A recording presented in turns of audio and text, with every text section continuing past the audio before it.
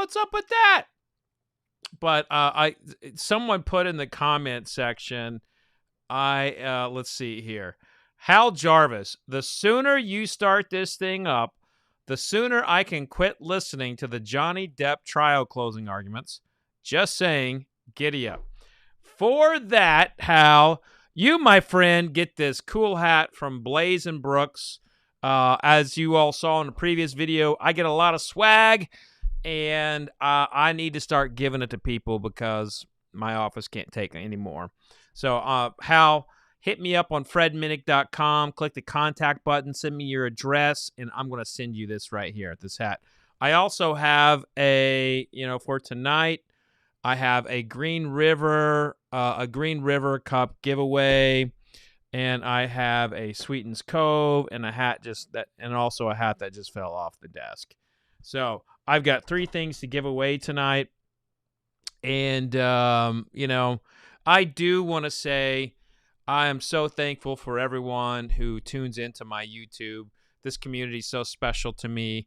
I'm so thankful that you have stuck with me, even as I'm traveling. I've been doing all these events all over the country, and it is so hard to do an event and some YouTubing and some blogging and all these other things. So it is. I'm just thankful that you all have stuck with me, and it's also been on a personal level. This has been a tough.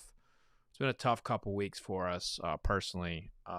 Jacqueline's dad is in the ICU, and like I didn't know if I was going to do tonight. I didn't know if it was going to happen. I didn't know if I was going to go to Indiana yesterday.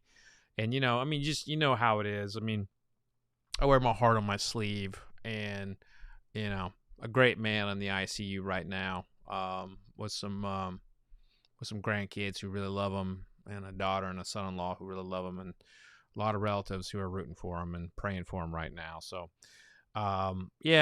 it's been a very, very crazy few weeks for me professionally and personally, and this has been a very important night for me. I've really wanted to make sure that this came on without a hitch, but the YouTube link, which I created on, I created it with my phone, and apparently you can't create like a live link with your phone and then transfer it over to your computer. I don't even have words right now for that. But anyway, it looks like most people are coming over. I just want to say thank you all.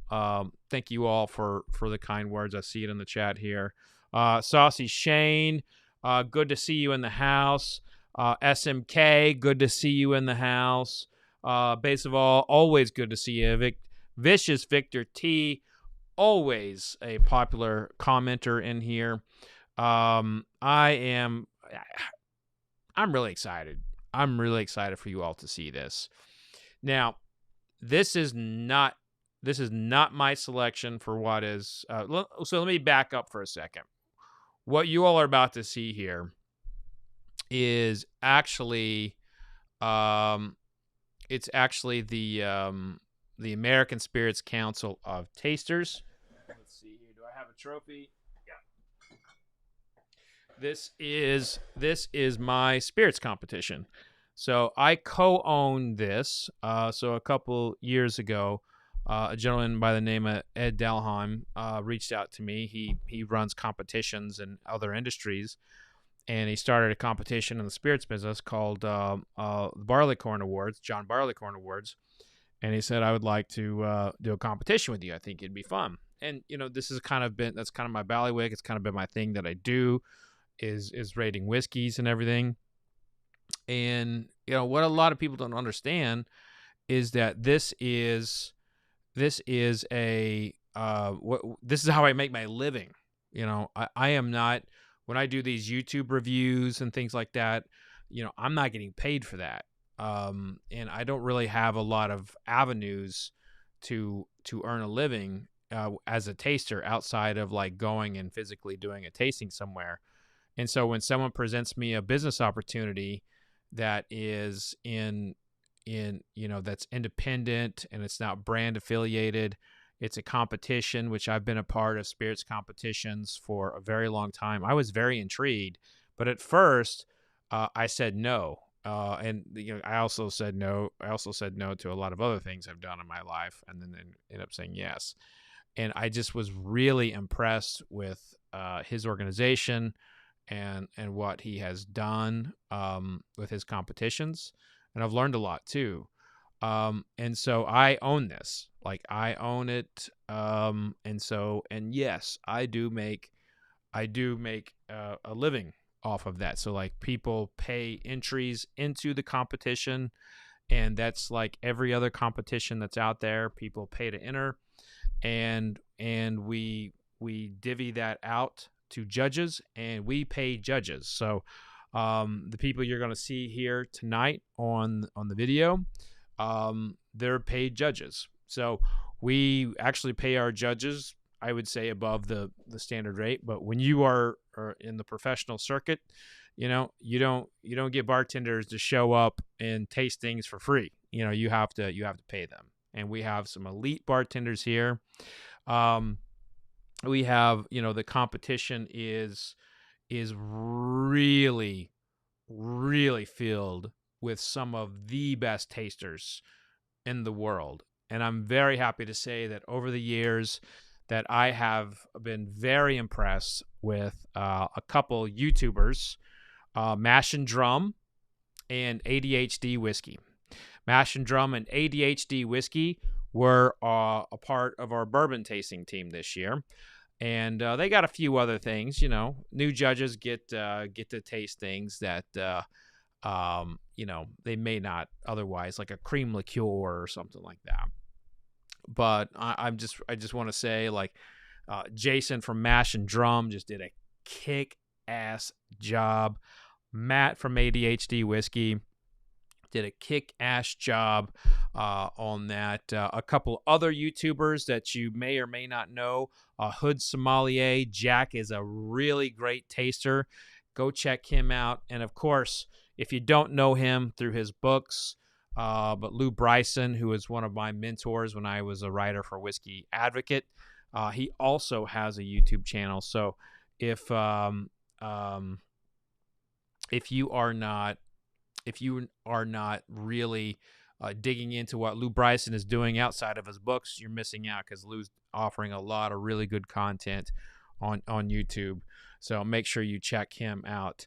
But tonight, the finals tasters, this has remained a virtual competition.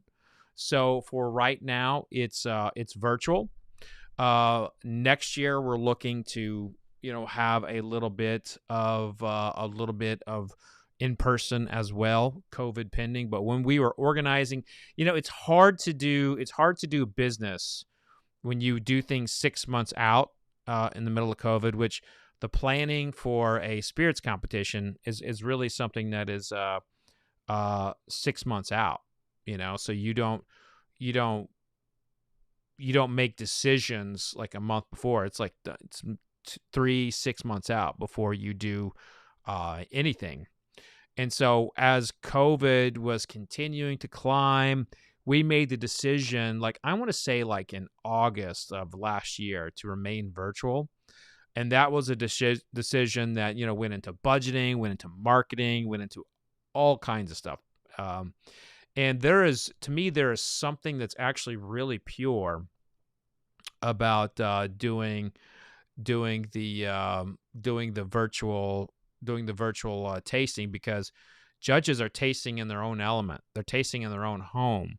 And what better place is there to really know your palate than in your own place? Having done a lot of competitions, I've done competitions in rooms that kind of were not places that that weren't feng shui forward for me. Like I didn't like them. So you never know what's going to throw someone off. But I feel like we get the best of our judges by doing it at home. But there's a little bit of camaraderie that's missed. I will say that. So I'm hoping that we can get in person a little bit more for next year. I'm going to go ahead and jump into the comment section here. I see Burb, your enthusiasm, says Hood Sommelier is fantastic. Yes, he is. I love Jack. He is fantastic. I love him. Jarosaurus says, we appreciate you. Thank you very much. Bourbon Bros with a little kissy face. Thank you, Bourbon Bros. Bro, right back at you. Mash and Drum, hey, what's going on, Jason? Good to see you. And I'm so glad that you were able to participate this year. Great critical thinking this entire, through the entire competition. And by the way, Jason was on the panel that selected the best club barrel. So this year we had a category that was best whiskey club barrel, and he was on that panel. So how this went, we sent judges samples. And they tasted them in their own time within like a month-long period. And we had a scoring system. And so based on those scores, so they gave scores from basically 60 to 100. Actually, some people did give 100s. That did happen.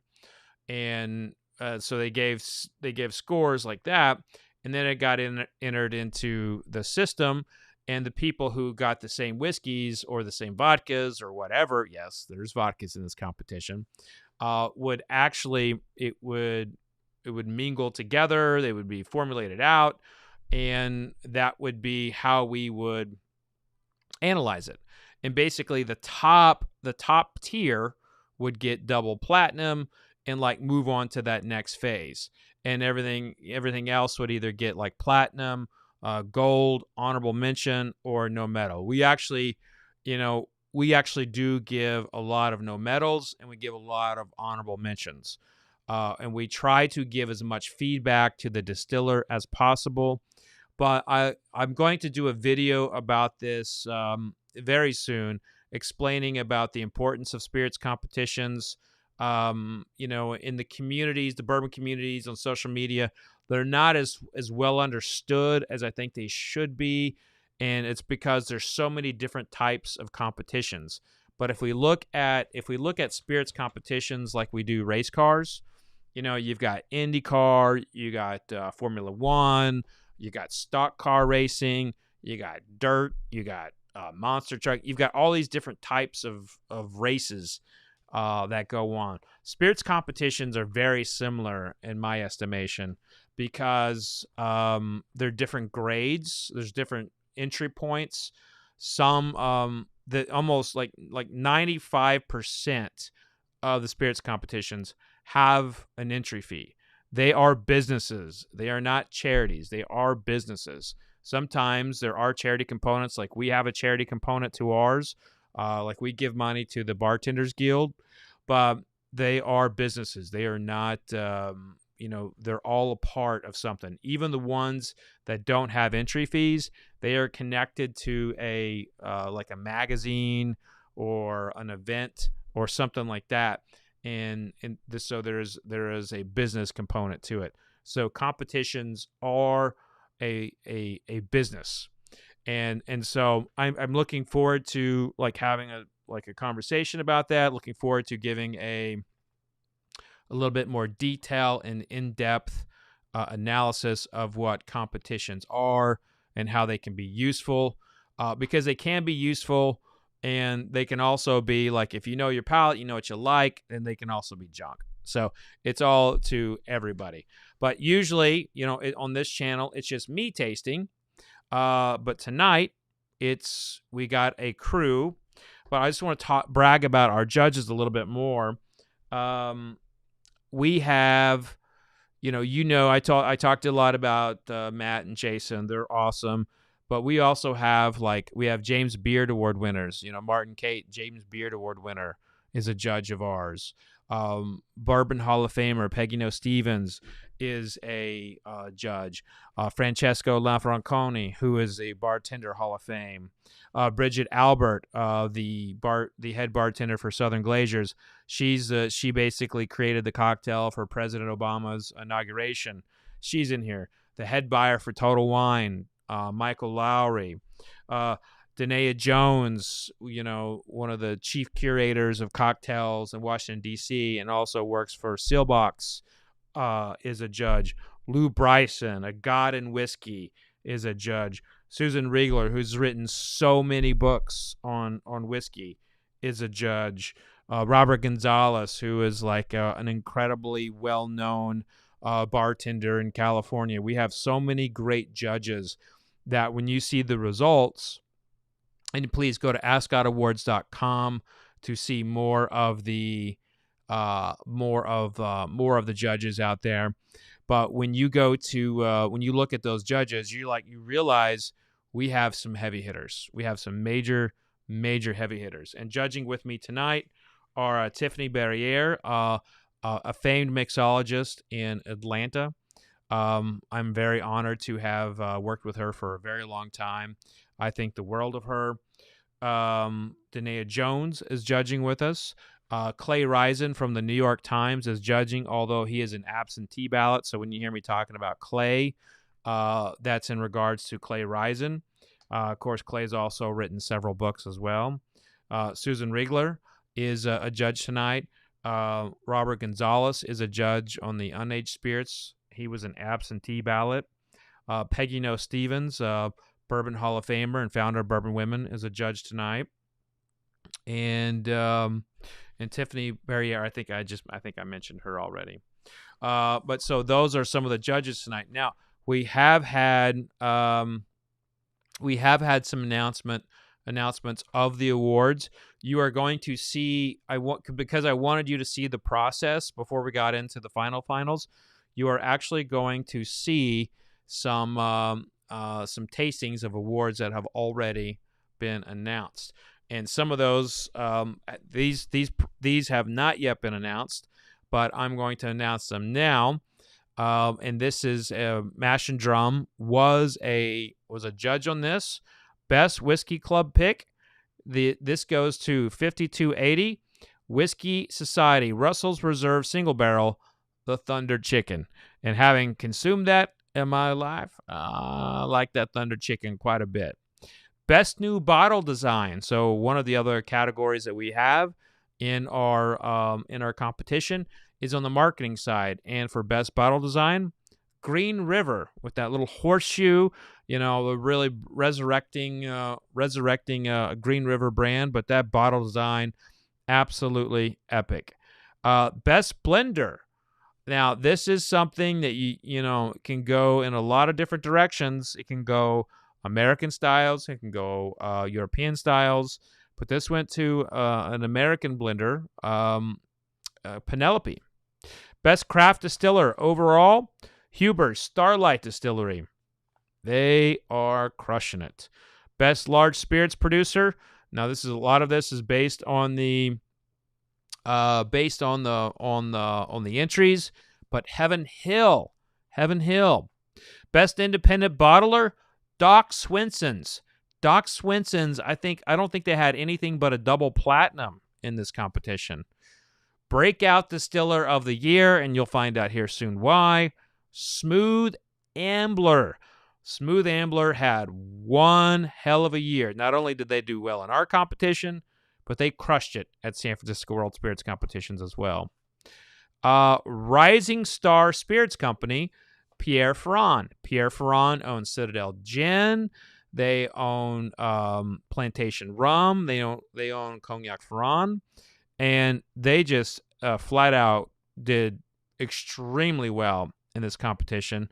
Nearly won several categories and did win one. So Pierre Ferrand, Rising Star, they've been around for a while, but when you look at where the leap they're about to make, I think they are about to go in another direction of awesome. Best Brand Ambassador, Steve Fonte from Limestone Branch Distillery. Of course, I've had Steve Fonte on this very YouTube channel before. You can go take a look for that in my past videos. But he is an awesome dude. And last but not least, the Whiskey Club of the Year. I'm a big fan of all these whiskey clubs and what they do for charity. You all know I have a huge heart. I love helping charities. And I am such a big fan of the Dallas Bourbon Club. Full transparency, I am a member, but I'm a member of like a shit ton of whiskey clubs. So that's kind of like saying like I drink water. So congratulations to that list of winners. And now you are about to hold on tight, folks. Hold on tight. You're going to see what we are drinking as we are drinking it.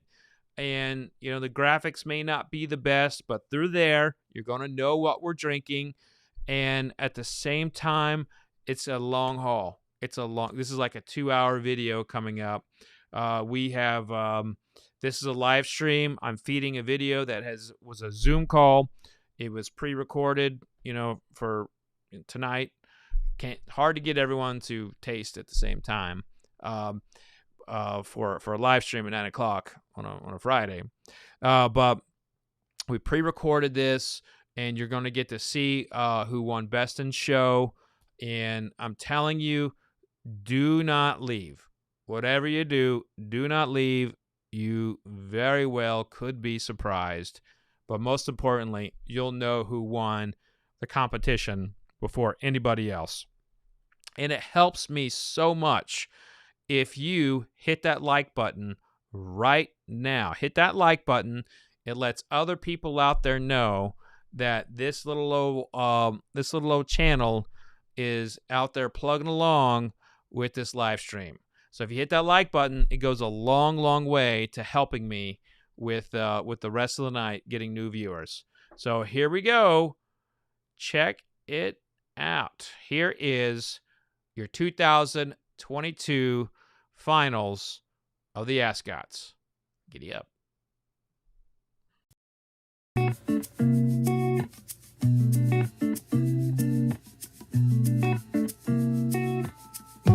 All right, so before we jump into it, so Chris is actually going to be leading what we taste and where we go. But does anybody have any questions before we start discussing the unaged spirit or the white spirit? Nope. Nope.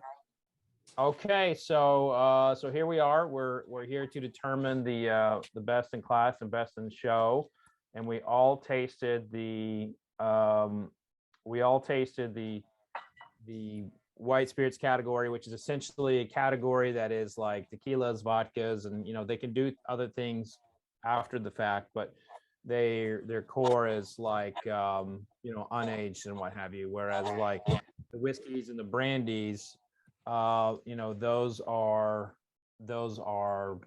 meant to be aged. So I think we should go ahead and discuss the first thing here, which is the white spirit. I'll start with you, Peggy. What was your favorite of what we tasted? Which was we tasted a whole slew of them, but it was basically, in my opinion, it came down to just a couple.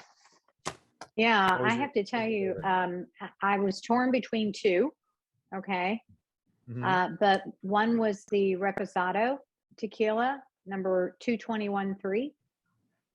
And I have to tell you that aroma alone was wildly floral and hibiscus and just very fresh. And being a Reposado, I was also impressed, with a little age, the beautiful peach hue to it. I thought it was beautiful, and got lots of fruit, pineapple, almost a sweet tart flavor to it. Just a tad of simple syrup, but boy, just a gorgeous mouthfeel. I got some cantaloupe, almost a peppery note, which I think conveys some of that cantaloupe, because when you eat cantaloupe, sometimes it has a peppery note to it, and some baked green apples. So this was so enjoyable and so lovely. I would put this at the top of my list. And then, I'm not a gin girl. That's not my first choice on the menu ever. But I was very impressed with 20317 gin. It literally had a crystal clarity. It was so clean. And so I really like that as well. Lots of fragrant herbal lemon peel. Got some floral notes, and the aftertaste to me had this wash of anise. So those are my two top picks. Okay, But I only does get one, anybody- don't I? Yeah, you only get one. So, from hearing you, it's probably gonna. Is it the tequila? Is your vote for the Yes. tequila? Yes. So Carissa, who's not on video, is counting the votes. So Yep, I got it.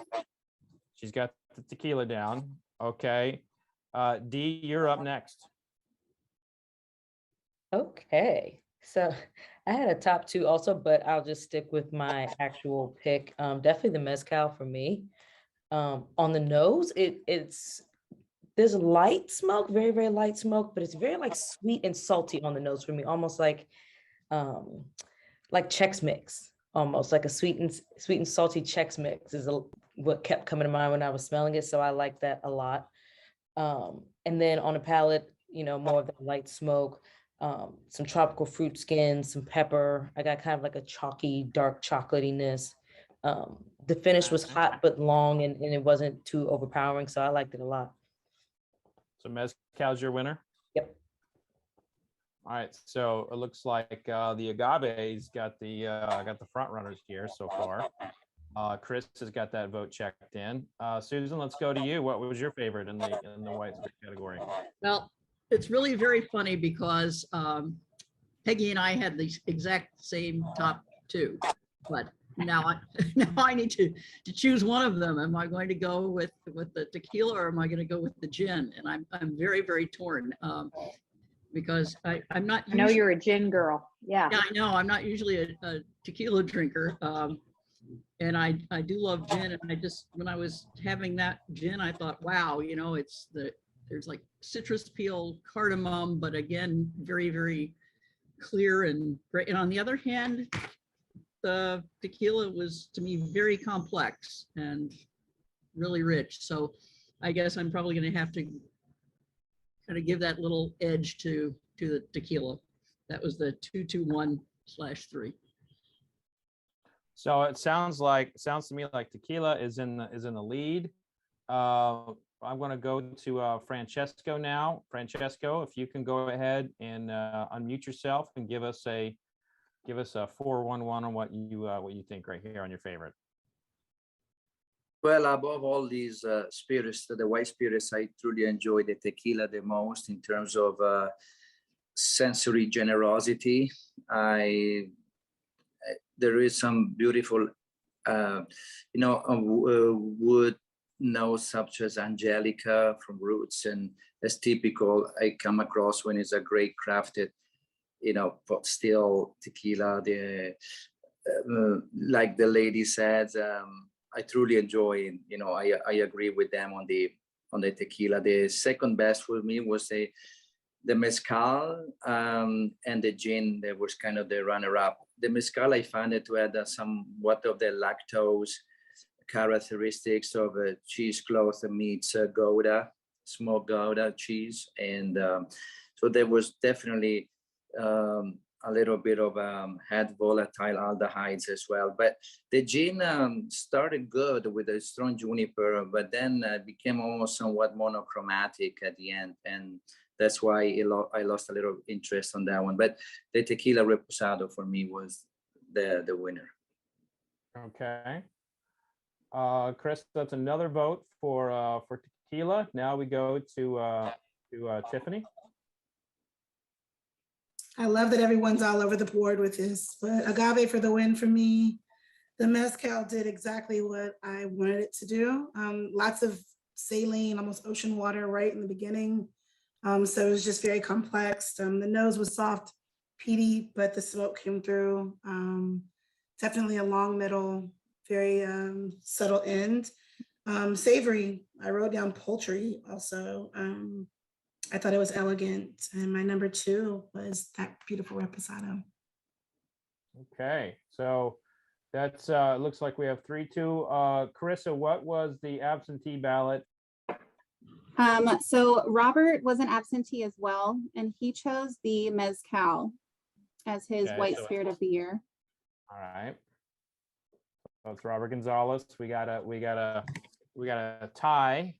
Okay, so Clay does not have a vote. That means it leaves it to me for the tiebreaker. Come on, Fred. And I have to say, I was really enthralled by the Mezcal. I believe it or not, I enjoyed the vodka, the lemon flavored vodka. I was kind of like, I could see myself like, throwing some ice cubes in that and completely just throwing away my entire career of hating vodka and just sitting on the porch and sipping that as the flies are biting me. I'm glad we have this on video. You're softening up. You're softening up. It comes with I'm age. softening up. That's right, Francesco. I'm losing my edge. I loved it. I can see a beautiful aura around you right now. And the mezcal to me was what was gorgeous, but there was something really special about that tequila.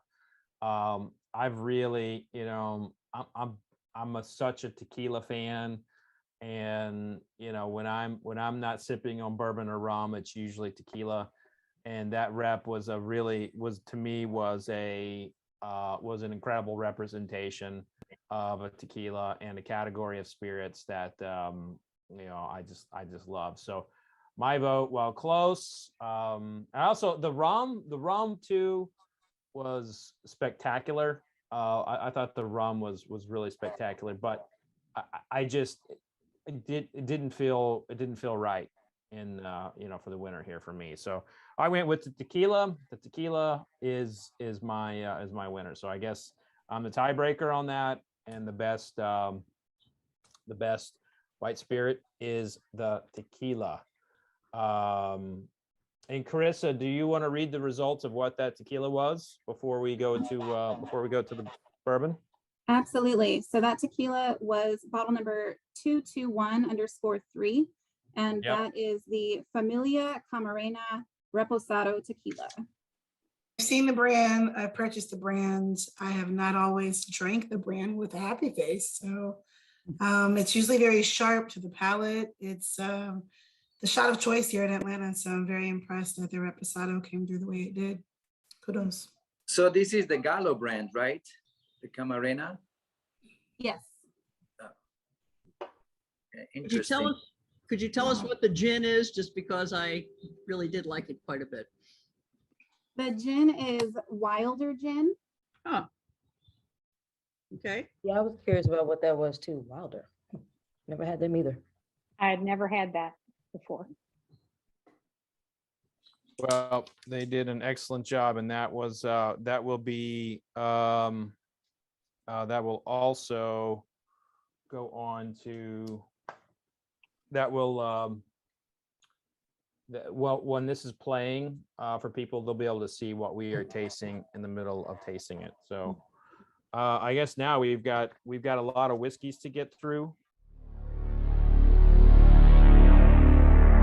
Jump into it. Carissa, should we start with the best bourbon, which is 127, 108, 14, 103, 21, 104, 8, 105, 1, 102, 3, and 109, 9. Should we start there? That's perfect. Let's get the big one out of the way. Okay. So y'all, let's go ahead and all just let's all taste in our own time, taste through these. We don't have to do it in any particular order. Let's just taste through them, and then be prepared to discuss what your favorite is. We're starting with best bourbon, and this is going to be, there's a very good possibility that we could all vote for different ones. So in that event, I would be the tiebreaker again. But if it's too close, I might recruit one of you to come with me to do the tiebreaking. So we might have to have a panel of 3 for the tiebreaker. So Tiffany, if you and Peggy would be all right with that, I would like you to be my tiebreaker panel if we have to go there. I know Peggy will say yes because she. Yes. Yeah. How about a hell yes? I was gonna say you damn right.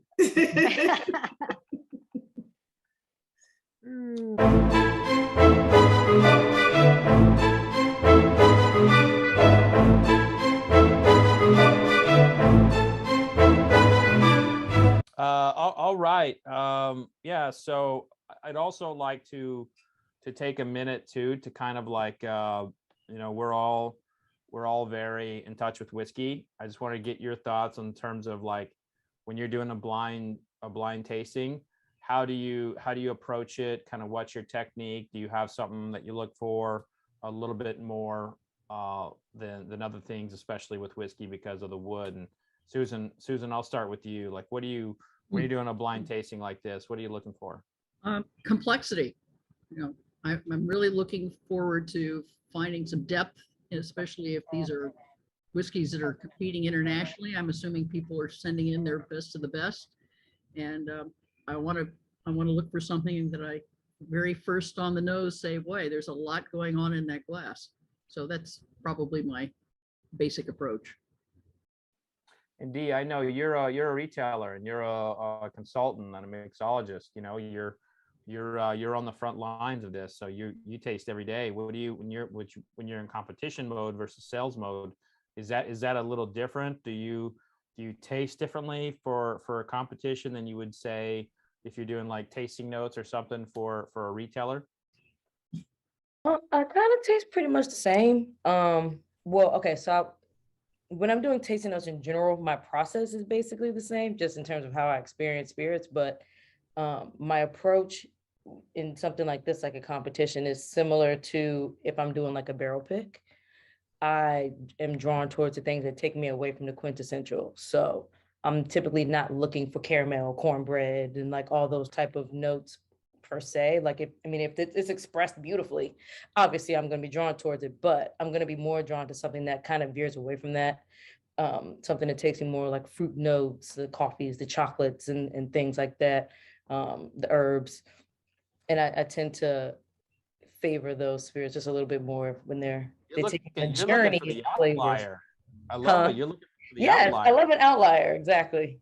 Okay, I dig that. Tiffany, how about you? What in a blind tasting? You've done a lot of them. What are you looking for? I've done a lot of them, but it's pretty standard for me. I look at color first and foremost. I'm just always excited to see the difference in color, whether, how many years they age it. Fred, I love anything high proof. So I try not to say, oh, I love it because of its proof. But lately, past 2 years, I'm focused on the middle. Like Susan, I'm looking for complexity, but right in that middle note, that's where I'm excited, because the nose, oh my gosh, yes, the finish, sure, but that middle feeling, that gives me some good storytelling to what you're really doing, and it can go from to the consumer, and it can also hit up to the big wigs who like to make cocktails and do the retail stuff like Dee does. So Yeah. middle is mine. Okay. All right, Francesco, what are you looking for?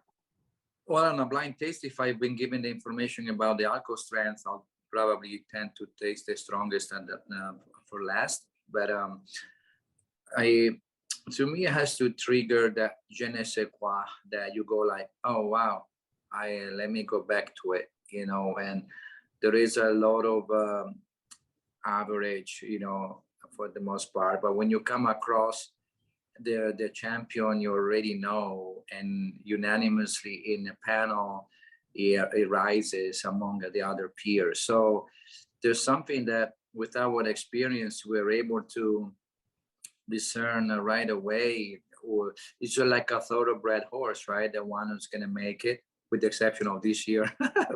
It was quite a unique derby. But yeah, it's just I'm looking for tightness and to be cohesive from the beginning to the end, and to be firm, collected, and not like all over the places, and just a beautiful dram. That's what I'm looking for. Okay. Peggy, what are you looking for when you're in a blind tasting?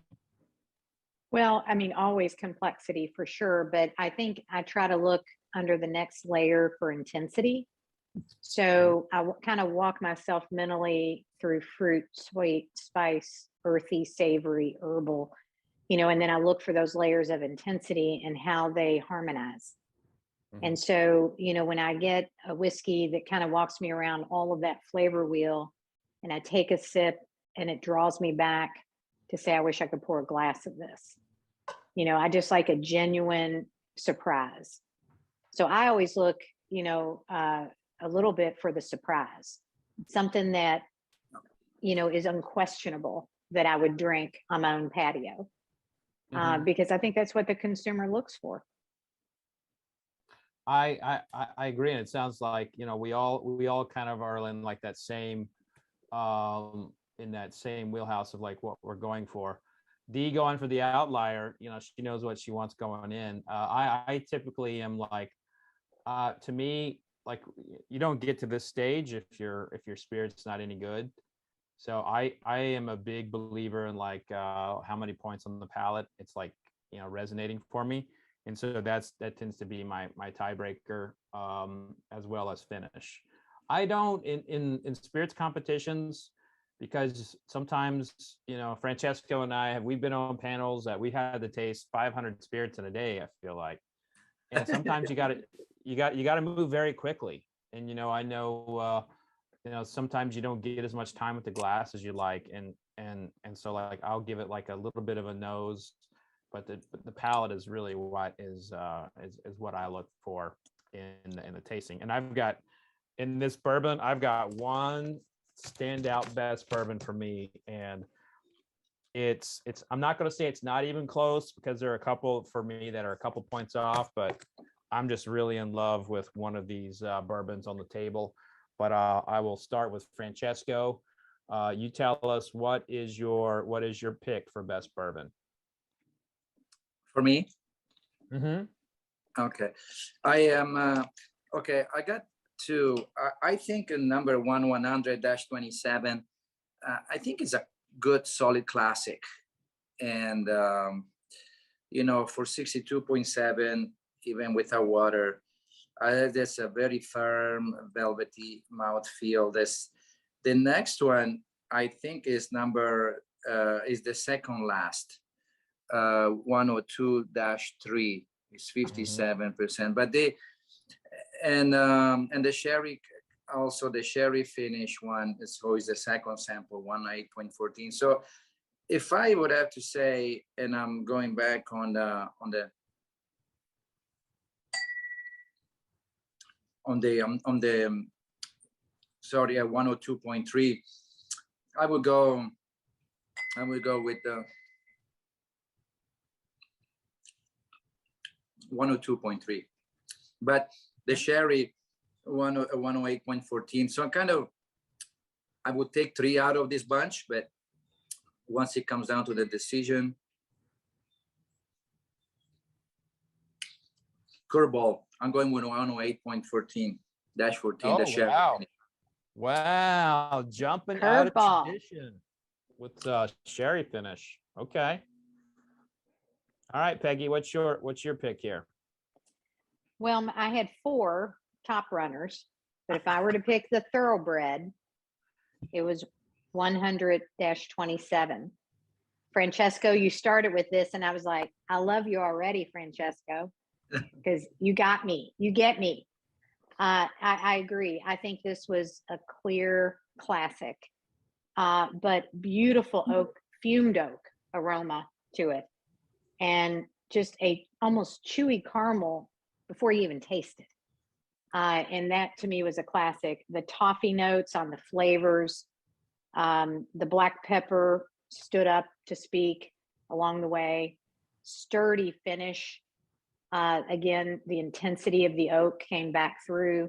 So it allowed me to really kind of walk that line on all the intensity points that I like in a bourbon. If I were to do a number 2, again, I had a 102.3, which was another one of Francesco's. So those would be my 2 top. I hate to talk anymore because it'll only be confusing. Tiffany, what's your favorite here? Wow, they were all quite similar, and then two stood out. Obviously, one made me change my shirt because I salivated like crazy. I was torn between 104_8 and 105_1. 104_8. Y'all, I have like 20 different descriptive words here. It's a lot going on. The beginning was kind of like metallic, and then it got dry. I have like pecan shell. Like it just was, the character was just insane. There's some dark currant, nice, beautiful long finish.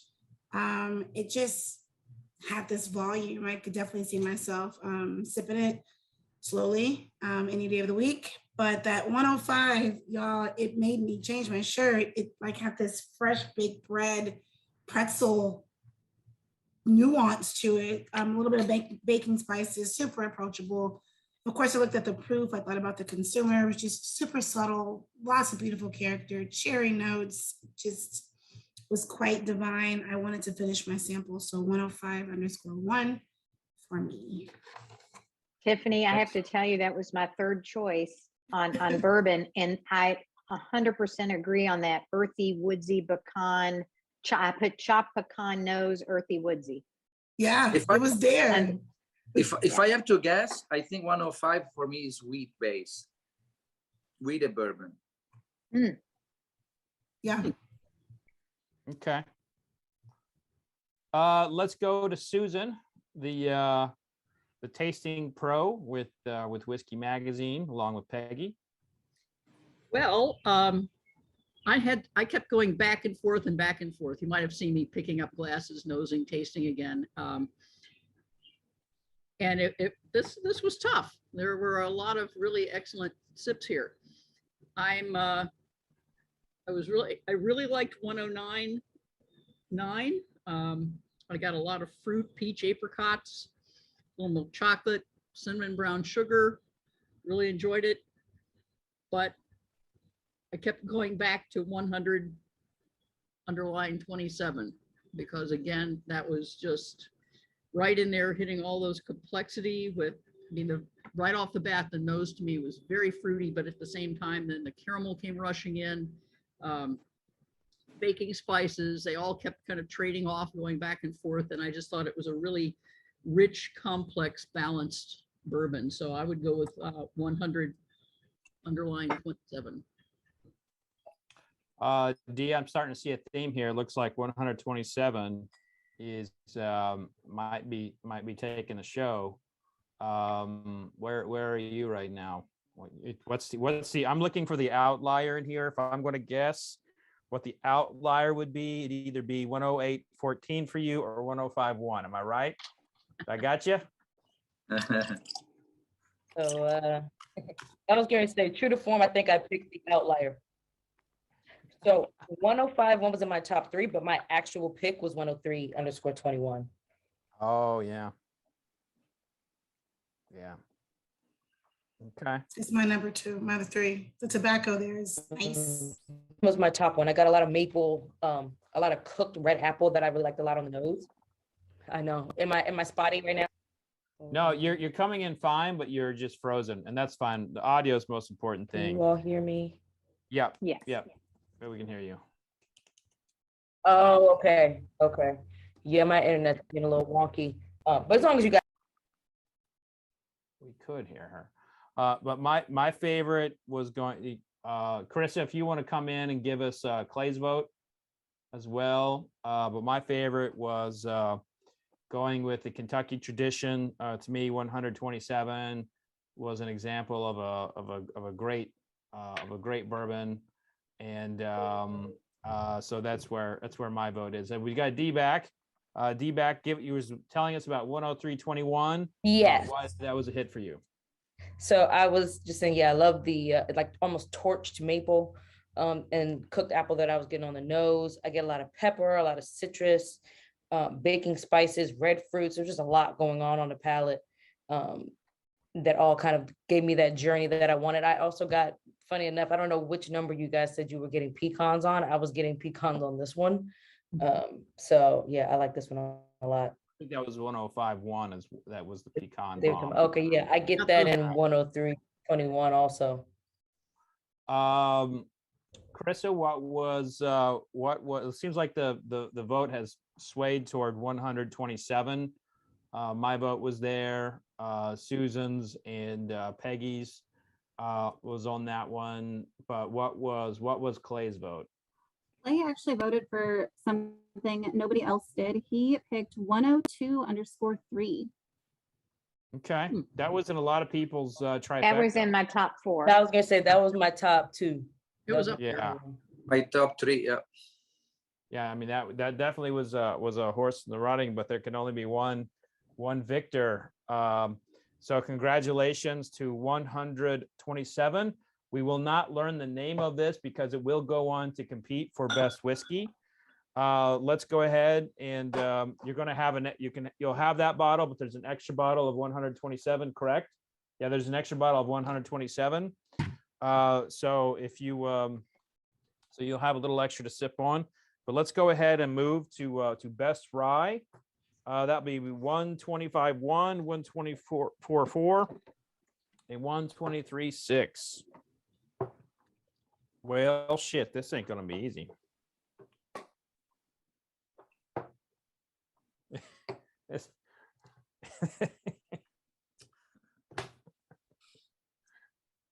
I got a 3-way tie. I told you, Fred, when we were doing this, all the ryes really stood out to me this year. This is amazing. Did it for you? Absolutely. Yeah, but this is like,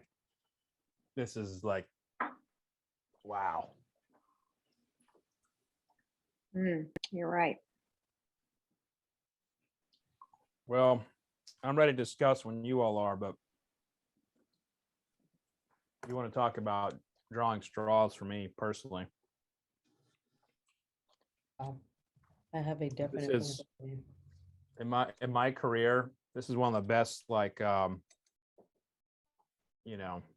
finalists for ryes I've ever been a part of. I These are agree. I think they were stellar. 3 exceptional ryes. You could not go wrong here.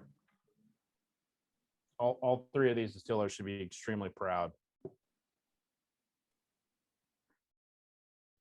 You got 124.4, which is a port finish. It's got a beautiful accent in there, but the port's not overpowering. You got 123.6, which is a blend of straights, and then you've got the the more traditional American rye with 125.1. Just, oh my gosh, just so great all over the place. Are we ready to discuss? Yeah. Susan, I'll go ahead and start with you. What was your favorite? It was a clear favorite for me. I liked 124.4. Okay. It's the one that to me tasted the most like rye. I mean, it just had a lot of that rye spice in it. I think I hadn't even noticed that it was port finished, which explains some of its fruitiness, of course. But I got lots of caramel baked apple, that sort of dill / pepper spice, and I just really kept going back to it. And I think that's the same sign that I believe Tiffany said at one point in her tasting of, it's the one I just want to pour a glass of and sit out there and enjoy it. So that one really spoke to me. Here, here. Dee, what are you thinking? I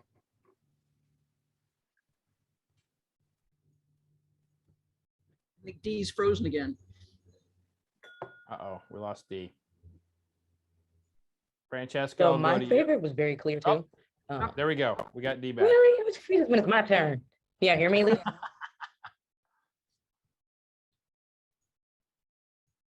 Dee, if you can hear us, you can put in the chat what your favorite is on this flight. I don't want to. I don't want to lose you here. Okay, so I'll be quick then. My favorite. Man, you got to hate this stuff, right? There she is.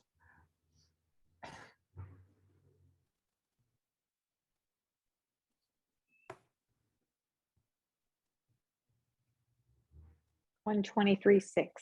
Okay. It said. Awesome. I wasn't sure if One- that was gonna work, so. Right on. Well, I'll jump in here. 123.6 was also my favorite. This was an incredibly difficult, complicated flight for me. But when it comes to like some of the rye spice notes that I was getting on the back of the tongue with 123.6, they were very powerful and resonated a little longer than the other two. That 124.4, probably to me, that would be like a Scotch converter, like someone who likes Scotch. You can convert them into rye with 124.4 real easily. And 125.1, just a stellar, incredible rye. But I just 123.6 just nudged them all by a nose for me. Francesco? Well, I will be very succinct, but I agree with the Susan. I truly enjoy the port finish 124-4. And, being a 123.6 a Bordeaux straight, that's a teamwork effort. And I'm looking for the solo stellar. So 124.4, it gives me a lot of and excitement. Okay. Let's go to you, Tiffany. What is your winner here for best rye? The winner is 123_6. Okay, The that's 3 votes. color itself, just the nose on it, the color used, the blend is perfect. Once you added water, if anyone added water to it, it just exploded. It got better on my end. And yes, I mean, 124 is a big check next to it. I knew there was something sweet in here, but I just really couldn't tell. I couldn't tell if it was Jerry, but 123 for sure won my heart. All right, Peggy, you can create a tie here. You can go in another direction, or you can. It's a lot of pressure, Fred. It's a put lot it of towards the pressure. win. Yeah. But I'm starting to think you're cheating and looking at my notes because we've been No. like guessing the same ones.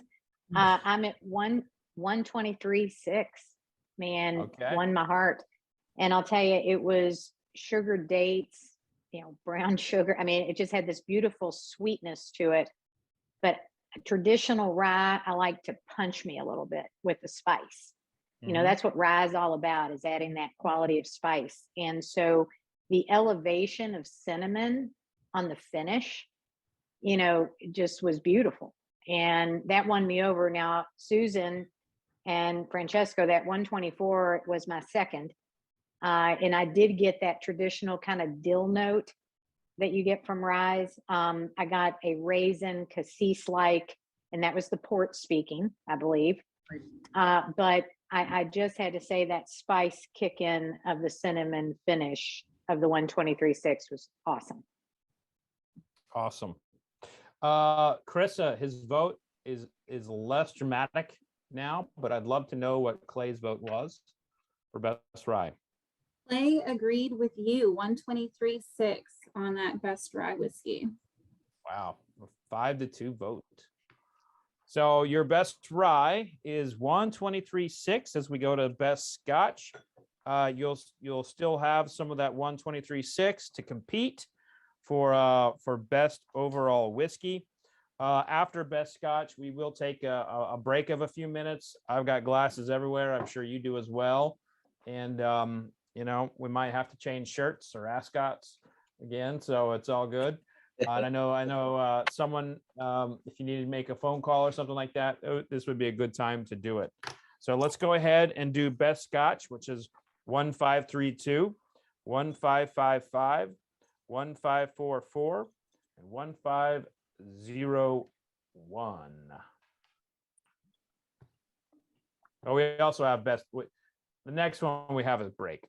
It's best single malt after it, best American single malt after that. And so 1532 is a non-age statement Scotch from Islay. 1555 is a Scotch single malt 13 to 19-year-old Islay. And 154 is up to 12 years old single malt Highlands. And 151 is no age statement blended Scotch. So we didn't have anything. So we have something that's up to 19 years in here.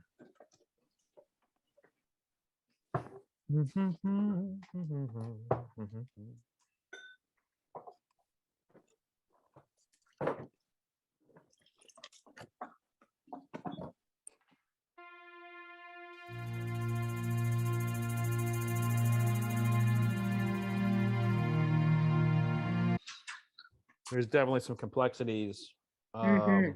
Very different. Yeah. They're all very, very different profiles. That's what makes it tough. Yeah. There's so much distinctiveness among all of them, like Yeah.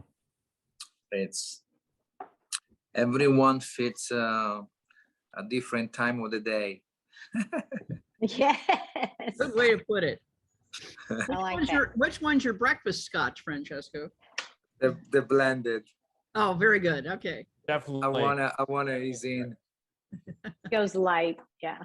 I wanna ease in, and then I go into the island lunch, and then I start to pick it up with 1:55 happy hour, and then end up More of a kind of liquid lunch type yeah. There we situation. are.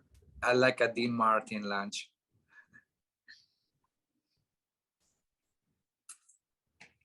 I'm ready when you all are. I've got my pick. Okay.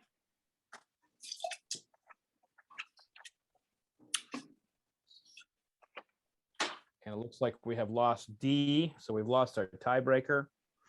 Hopefully she can come back on. Carissa, if you can at the very least get her on the phone and just talk to her while we're doing this, so you can have her vote while we're doing it. That'll go a long way for the process. I'm going to go ahead and start on this one. I haven't started yet. I was kind of leading things off.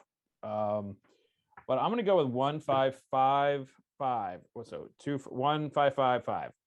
And it's not because it's the oldest in the bunch, or it's because it is the it's from Islay.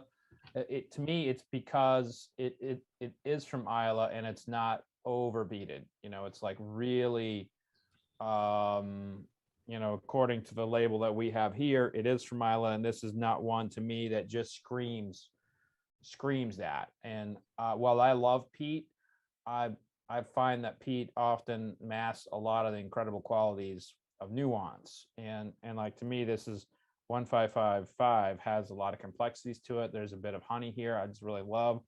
So I'm going to go with that as my vote. And Dee, while we have you, we got that fresh internet. I'm just going to call you right now. Yes. Oh my goodness. Okay. So mine was very easy to pick. It was 153.2.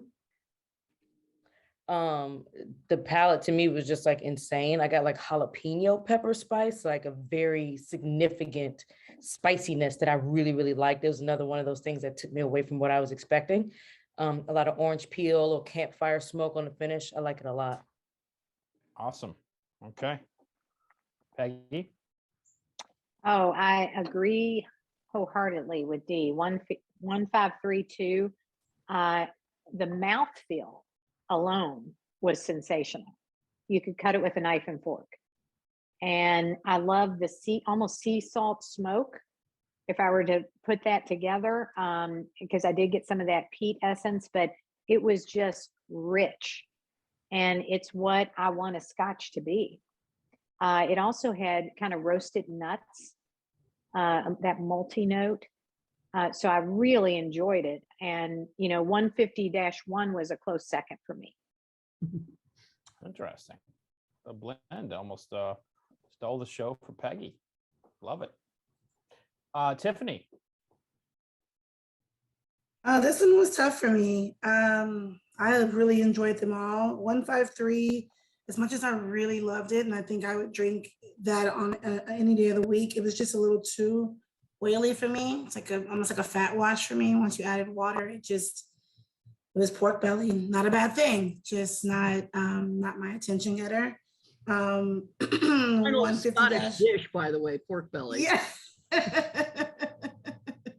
I hear you, Susan.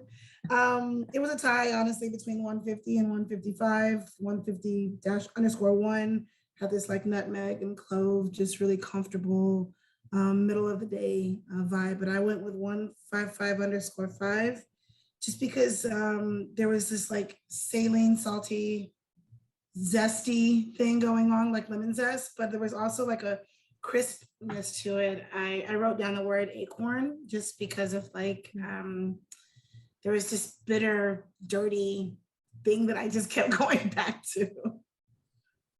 All right, so we got a 2-2 tie going into our last three votes. Susan, where are you headed?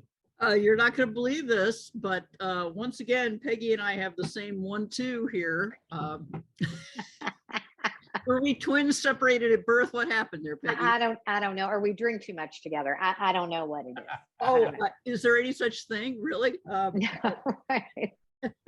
But I was just all over 153 too. Right? It was delicious. It was, and I love the smoky peaty, but then I also got some chocolate and caramel and the spiciness, and also almost like being, you know, getting that smell of sort of the bay. I mean, it had that kind of like seaweeds in there, and Right. yeah, I just, you know, it was like a ferry steaming across the Firth of Forth. You know, I mean, I thought it was just really, really lovely, and that chewiness and the depth, and I really do love the smoky peaty ones though, so I have that meaning, and I liked it. Okay. That's All the one. right, Francesco. My second best was the blended. Had so much It combination really of was good. Yeah, it really was good. malt and grain. I think it's just a beautiful, you know, all day sipper. But I picked a 155.5. To me, it reminds me of Kaulila style. Yeah. And it's just a beautiful, bright. It's like a teenager from Isla on a backpack exploring the world. So that's how 155.5 is my winner. And you have teenagers. So is that something that you know, they're doing or they're gonna do? I have a teenager. My daughter is older now. Oh, is she? How old is she now? Oh, she just turned 30. Oh shit. Well, time flies. You're a little off, Fred. You might be a good whiskey taster, but you're a little off on numbers. Right, it might offense. Might offense, but you know. Those Pandemic years. turned 50 on Sunday, so I made it to help her. Hey, happy birthday. Thank I love you. it. All right, Carissa, where are we at with the where are we at with Clay's vote? Because he could have the tiebreaker, or there might have to be a the chairman's panel here. Clay actually does a good job being a tiebreaker today. So Clay Okay. chose 155.5. Oh, There you go. Woohoo! Clay chose wisely. 155.5. Oh boy, that was Peggy, fun. we'll But find you out know, what 153.2 was, and we'll get a bottle of it. yes. Yeah. I'd love to know. Yeah, Can I you tell agree. us that, Fred? yeah, you know, well, you know what? Let's hold off on the brands Okay. for right now, just because we got others in contention. Okay. Don't want any process of elimination in your brains. But let's go ahead and let's knock out the final one for this round, and then we'll do best of whiskey. And all we have left is the best American single malt, which we have 113.12 and 113.11. And American single malt is a growing category that is definitely blossoming despite not having a federal definition. So very exciting stuff with what's going on there. And I am excited to taste these two. I have to hop up for a minute and get some more water. I think I've gone through about 2 pints here, so I'll be. Okay. Yeah, I like- Fred, five. If you would Go ahead. say what you just said about the definition. So American single malts, everything we have tasted today is well defined by federal code, Right. either in Europe or United Kingdom or the United States. American single malt does not have a federal definition. It's been falling under kind of malt whiskey, which is essentially 51% malt kind of thing. So you have distillers who are trying to say we should be 100% malt, you know, kind of like Scotland. And then you have people who are like, no, let's keep it American. Let's do our own thing. And so you have people trying to do Japanese styles. You have people playing around with, you know, having corn in the mash bills and so forth. So it's a little bit all over the place, and there's not a federal definition for it. So you could taste something that really is a carbon copy in style of a Scotch single malt, and then you can taste something that is like you know, the Parker's Heritage, which was 51%, not Parker's Heritage, but Woodford Reserve's Masters Collection, Right. which was not, you know, that was a little bit all over the place, had several malts in it. But so you don't have a current definition.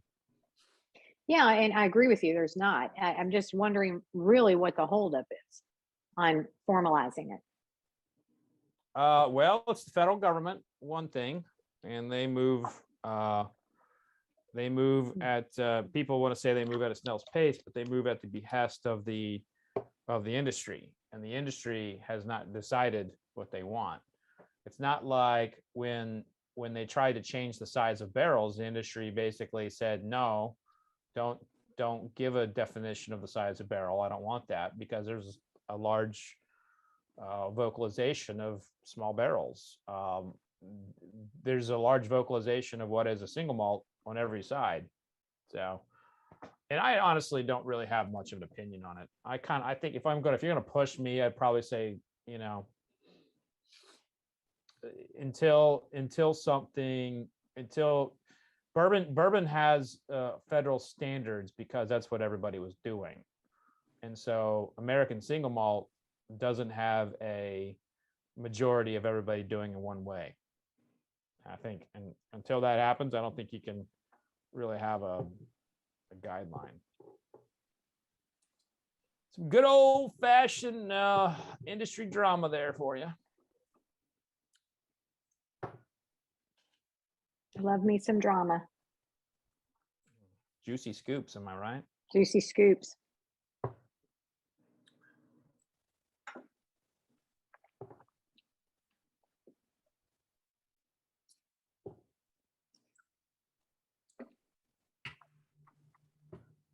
Damn.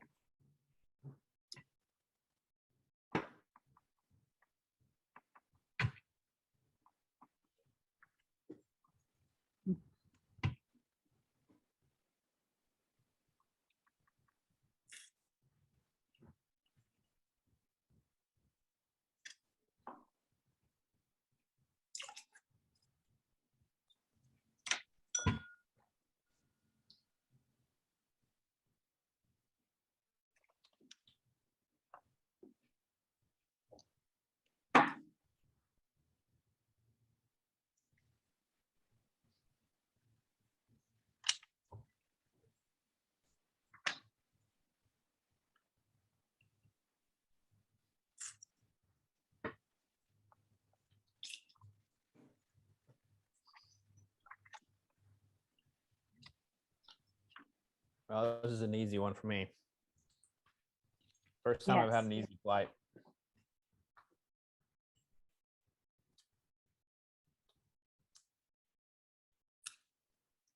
And my steakhouse in Las Vegas, I am focusing on single American single malts. We have about 6. We have Town Branch, Balcone. We have from Seattle, Copper Kings, and we have about 5 or 6. But my intention is to really grow the single malt American category and offer it to consumers, and also through flights, from whether it's flights from Pacific Northwest or Westland is amazing.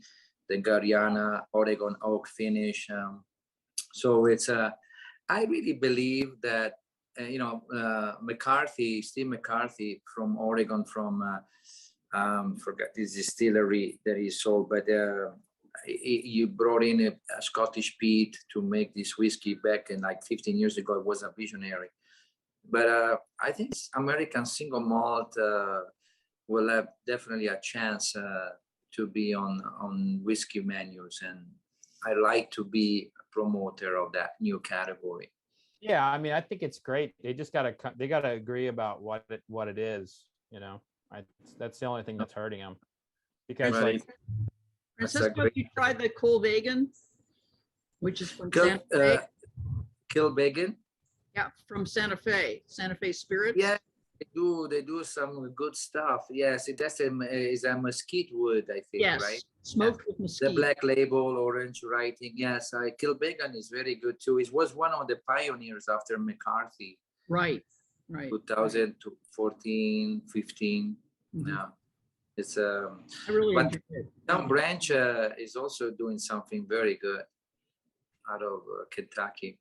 Yeah, and Balcone, of course. Mhm. And Copper King is a great distillery out of Seattle, not far from Pike's Market, and they do very aged gin, and they have 2 Forsyth pot stills. It's a beautiful small, but Westland, I think, is an amazing. It's an amazing. they're the category leader for sure. Yeah. Are we all set to vote before we take our break? Yeah. Okay. Francesco, you since you are trying to wear the crown of bringing American single malt to Las Vegas, which is a worthy crown, what is your vote for best American single malt here in the ASCOTs? I'm going with 113-11. It started to be musty, a little bit of a cellar floor nose to it, but then the taste, the palate changed my mind. I let it aerate it a little bit, but I truly like the 113-12 as it's very genuine, very pleasant, and a little bit more simple. But the complexity of 113-11, I think, is when I compare it to Scottish malts or even Irish malts, I think so 113-12 is more of an Irish malt style, a little lighter. 113-11 to me is more of a single malt Scottish wannabe. So I'm going for 113-11. Okay. Tiffany? I'm with you, Francisco. 113-11 was exciting. I love them both, honestly, but I went into old bartender mode on 113. I wanted to make a cocktail. I wanted to just get creative. I see so many things. I see a future for it. There was a really beautiful nose to it. The finish was so hot. That's what made me want to make a cocktail from it. I was like, this is exciting. Of course, the black cherry and the currant was there, and all the things that we love in a good whiskey. But cocktail mode for sure. It was exciting. Awesome. Dee? Surprisingly, I went 113-12 on this one. I thought off color alone, I was probably gonna be drawn to 113-11, and I like both, but no, 113-12 is the one that I like the most. It almost reminded me on the nose of like freshly baked chocolate chip cookies. More so the cookie and that chocolate, which is kind of an undercurrent. And then a lot of citrus peel and a nice like peppery kind of finish on the palate that I liked a lot. So that's where I'm going. I'm with you on 113-11. That was like I had like cake and cookie dough as my note. 113-11 is my pick as well for the same reasons as you, Dee. Like it jumped out to me differently. And I also can see where Francesco was saying like that cellar floor note. 113-11 or 113-12? Okay. Mine was 12. You're talking 12? Okay. Well, I was talking. Yeah, 12 is where I got the chocolate chip cookie. Okay. So your pick was 12, not 11? Mm-hmm. Okay. Yeah, 12. Oh, so you're 12. All right. It's a good thing Carissa's taking notes and not me. Put it that way. We don't let Um, you take notes. Yeah, no, I'm done. I'm done taking the notes. I mean, I'm good if I can get my own stuff poured here. Let me so we are. It's looking like, what's the vote count right now, Carissa? Since I can't even keep it straight. So We have I'm one. We have 2 for 113.11 and 1 for 113.12. Okay, and I'm the one for 113.12.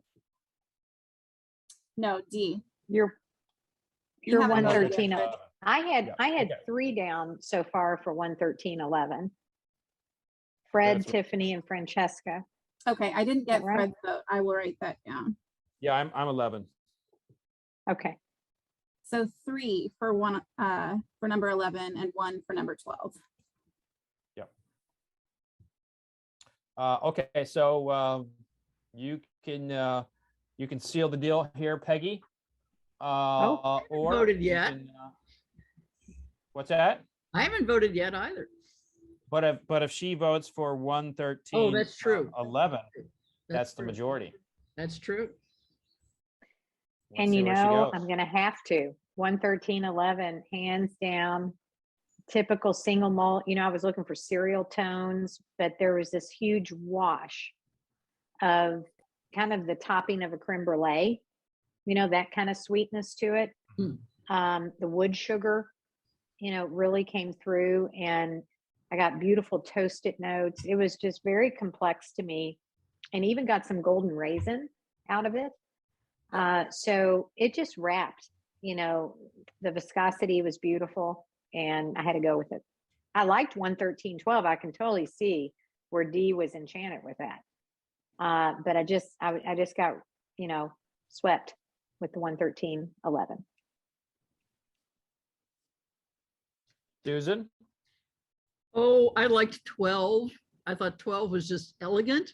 You know, every once in a while I go with elegant over complex, and that's what this one was to me. And I think someone mentioned Irish, and that's exactly what it reminded me of. And I really liked that style. So I was about 12 as well, but I don't think I'm in the majority on this one.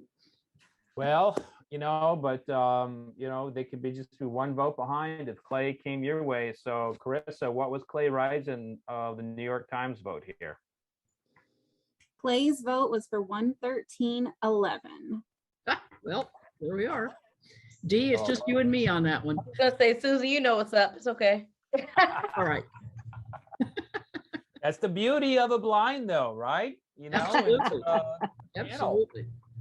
So let's take about 5-minute break. Sound good?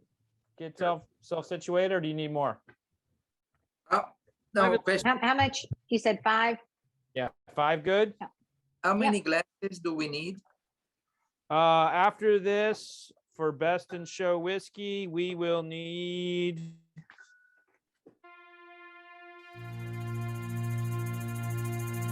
Great. Peggy, I'm here.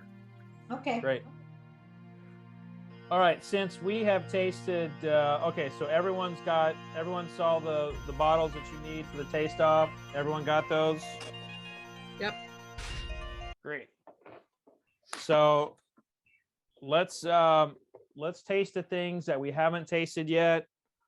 And just kind of like a little pow, since we've talked about everything else, let's just have a little powwow about them, and then we'll go into the finals.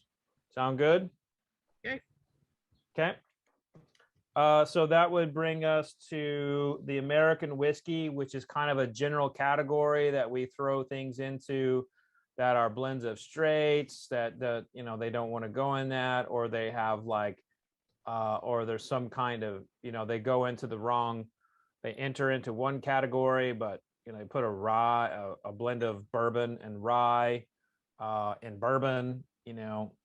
So this is kind of like an amalgamation of a category for Best American Whiskey, but they're typically blends of straights that people want to be in this category. So let's start with that one.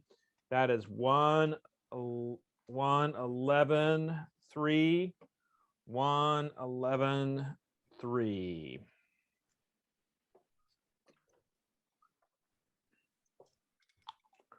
So again, let's just taste this and give like some general thoughts on it. Ton of caramel right away on the nose. Boy. Nutty. Nuttiness, yeah. Nuttiness, Yeah, caramel. almost like nougat and candy bar type. It's a Snickers bar. Yeah, it's like a Snickers bar. Yeah. With the nuttiness and Yeah. Snickers It's minus the dadgum. chocolate. It's Right. dadgum Right, delicious. right. This is delicious. it is. Mm. I have to note the proof. I Yeah, have to wow. note the proof. That's I incredible. mean, for that high of a proof, I have to say this is really a nice warm wrap. It's not hot. Yeah, did not just shoot up my nose with alcohol. No. The nose No. Not at all. really Not at all. wasn't. It's delicious. So I think we can all affirm that this is worthy of a category winner. Obviously, it in the system, in the proprietary scoring system, everybody, ranked it high enough for it to win the category. And it had enough points to come over and to be tasted for whiskey of the year. So I think it's really showing itself. 111.3. I do not think I going into this tasting, I thought to myself, I know which one's going to win. My mind is completely changed after tasting 111.3. So now let's go to best wheat whiskey, 119.6. This is a category that people are often confused by because of the term wheated bourbon being thrown around. Wheat whiskey is its own category. It has to be at least 51% wheat, so 51% wheat, and they can do whatever they want after that. But that is 119.6.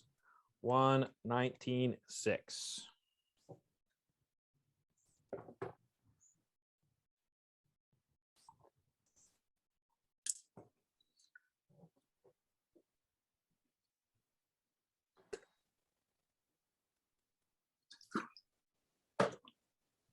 Got a little bit of like molasses quality on that nose. All day Yeah, long. I was I gonna was gonna say. say Salad, too. sorghum. Yeah, Like a- sorghum, like- chocolate. I got big chocolate notes and Nothing but almost sorghum. like a chocolate croissant. That is Well, the sorghum croissant is all a day good long. one. Like a Spanish style rum. Yeah. Yeah. Mm, On Oh, the palate, that- it's definitely drinking like a rum. a black I- strap style. Yeah. That Mhm. sweetness definitely translates over to the palate, and it's almost Chewy. like torch turbinado sugar. Ooh, Yeah. oh, Yeah. interesting. Wow, this is a contender for sure. And I gotta say that I want to believe that this came from a pot still. All that essence in there. I got to say, I got a lot of baking spice too. Yeah. Tons of it. Yeah. Really beautiful. Yeah. So this best whiskey business might be harder than I thought coming into it. And that's one of the joys of it, right? Yeah. Mm. I love when a whiskey drinks like a rum. I'm always so curious about it. It's all about that yeast and fermentation technique, and how they distill it, like keeping all that together. And Okay. I would surmise too that this is probably very, very delicate cuts with their heads and tails.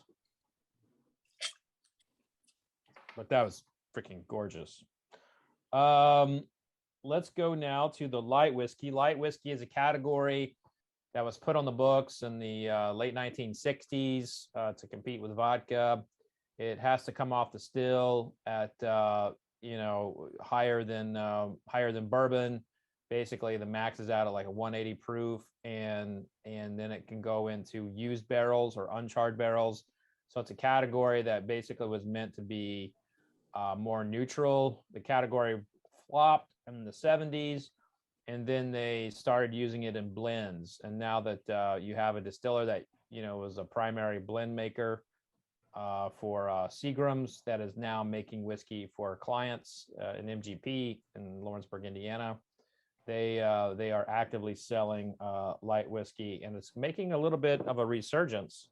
in a way that's positive. And so that's why you'll see it.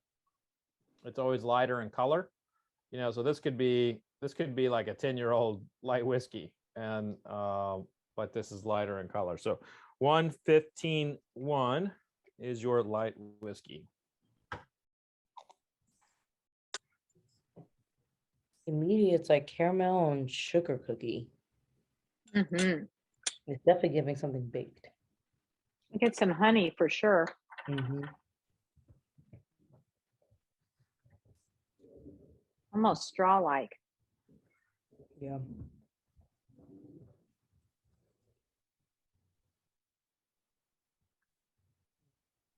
It's like caramel. That is delicious.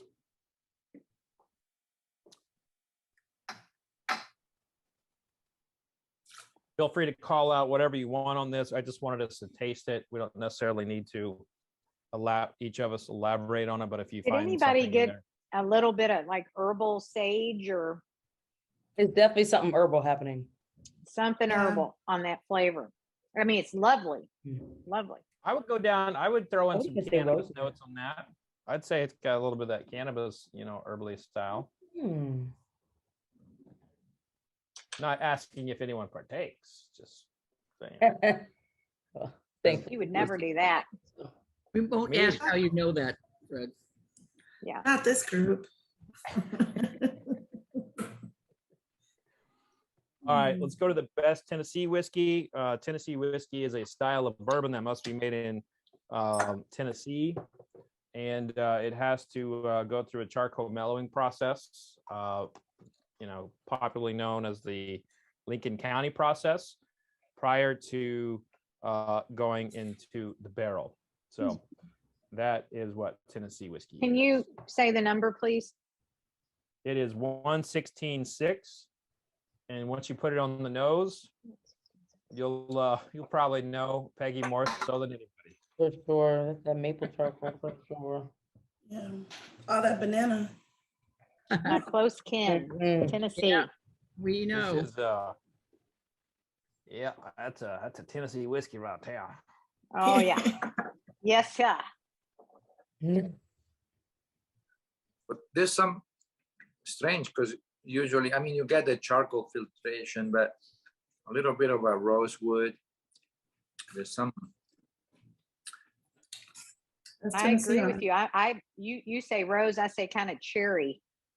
Yeah, like a rosewood, Yes, or even dried.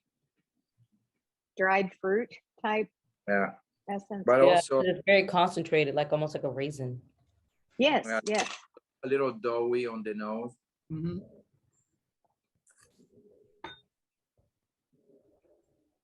Now I do get that backfill of like maple syrup. And I think that's that sugar maple Yeah, I can see charcoal. that.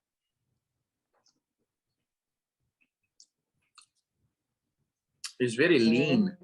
It's very lean, very firm, very. I mean, Mhm. I think it's straightforward all the way through. For It's not sure. jumping. It's just like That's a great way of saying it. I think it's very even. yes. It's not There's no too spike. sweet. Yeah. Yeah. No Peggy, I spike. wrote Yeah, it even. is. I wrote even. Did Yes, you? Yeah, I agree. did. interesting. Sometimes the Tennessee whiskeys are Definitely doesn't notably do all sweet. the- It wasn't that cloying. And the Little last wafer- one that we haven't little tasted wafer. yet, it's definitely, you know, the Tennessee whiskey definitely is falling down like a bananas Foster for me, you know, For sure. for like Oh, the banana Yeah. all day. Essentially, yeah, banana Foster is perfect description. Yeah, that was in the nose. Little It's unusual. That was on the finish for me, the banana Foster. on the best world whiskey. Now, this is a category that basically encompasses the non-traditional whiskey territories, such as, you know, if Argentina, you know, Thailand's whiskey goes here, and this is an Australian single malt. So Australia single malt will be your best world whiskey as we taste this for the first time today. Oh, wow. What a nose. Wow, Yeah. that nose is so beautiful. Mm-hmm. Reminds me of Westwood's port cask finish. It smells like a brand new treasure drawer. Yes, I want to Yes. store beautiful things inside of this. exactly. Is that a brand new what? Water too. Treasure drawer, like an armoire of sorts. Yeah, fresh cut wood. Mahogany. Mm-hmm. It's beautiful. Yeah, that makes so much sense. It's very soft for being Very soft. 46%. Mhm. Yeah. Doesn't taste like 46% alcohol. Ooh, wow. Like fresh brewed coffee. Yes. Yes, that coffee note's spot on. Right there. Literally like a fresh cup of like espresso for me. Yeah. This is a great treat. Wow, this is nice.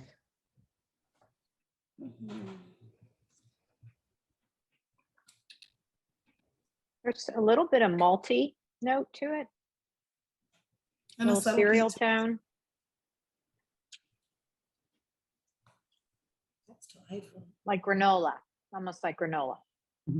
Yeah, definitely get cereal, almost like a frosted flakes or Yes. granola, or frosted flakes for me. Right. Yeah, but they like That the might be the spent coffee sweet interacting with the cereal. brand, like it's very evident, huh? Right. Basically, this is a good breakfast whiskey, is what we're saying. Agreed. Yes. Oh, good. We're back to breakfast. In We have lieu, so in many lieu to of choose coffee, from for breakfast now. in lieu of coffee.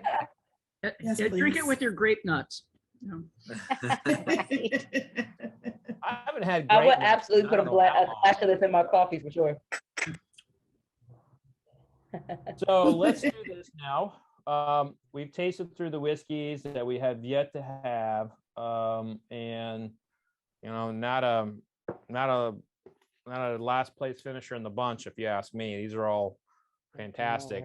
But now it's going to be our job to pick the favorites, and this is going to be one where I'd actually like us to come up with our top three, because we don't have a tiebreaker here, and in the event that we don't have a consensus number one, we're going to have to do like a point system on like 1, 2, and 3 to kind of like balance that out. So and that's going to be the only way we can do it without us having like a tiebreaker. So Fred, I'm just curious, when you had your vision for this award ceremony, is there a foundational component that you want us to look for when we're judging the top three? I mean, were you looking for innovative spirits? Were you Great looking for question. classics? Were you looking for? I don't like to put anything in anyone's head. I want you to pick what Okay. you think is best. And I'm just curious. I'm not a fan of like the innovation thing. I want to reward what I think is best. I'll tell you right now, there's a whiskey in here I'm going to retaste, and it's probably going to get my vote, and it's an obscure one. When a lot of time obscure whiskeys are really, really, really good because the category is not, thought out, and people have not done a good job with the category. And when someone perfects a category and it shows up and just pops in a tasting, sometimes that's where I go, but that's a personal thing. I would say vote with what you think is best. Yeah, I have to do process of elimination for me for these finals. Yeah, because they were all fabulous. The finals were fabulous.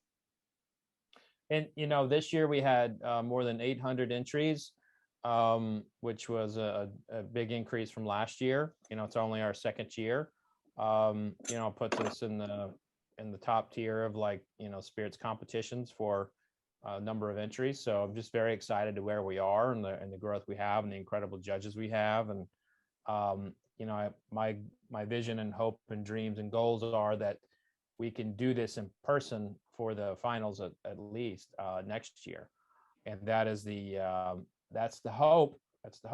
But at some point I was going to ask you that, Frank. So you answered my question. Yeah, believe me, I would love to do it in person. And especially with this crew. Think about the dinners and after party, kind of trouble we get in. And the fireside conversations. That's right.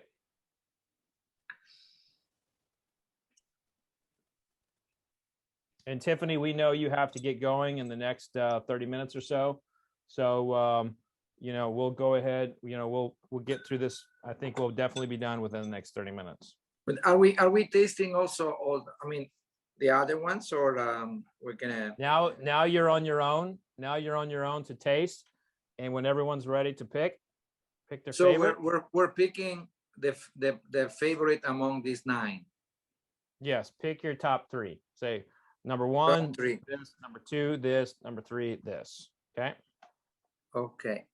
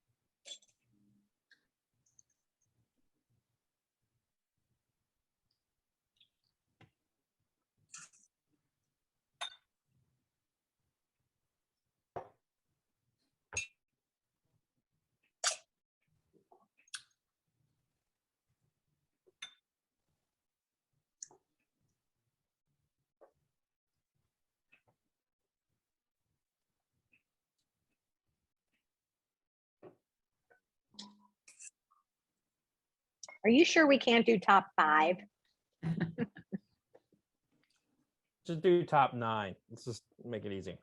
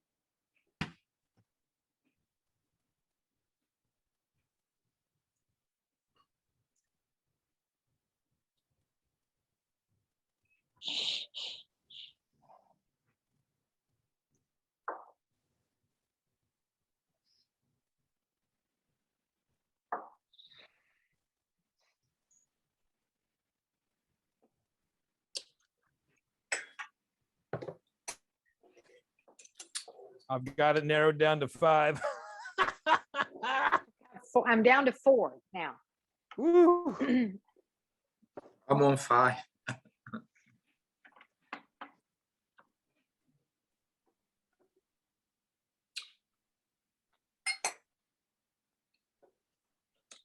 So Carissa, this will be, you all can create the point system there in the office. I think it's just a matter of like, unless we have a declarative number 1, you know, the 1, 2, 3, you know, setup we'll have to do. I don't think this vote's going to be swayed. I don't think it's going to be unanimous or close to it. Perfect. I'll get all that set up. Fred, do you want us to order our top picks 1, 2, 3, or just give you just Yeah. Order them. order Right. them? Okay. Yeah, it's going to be something like, you know, for first place you get 5 points. Gotcha.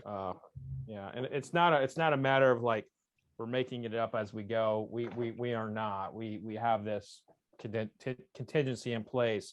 Sure. But we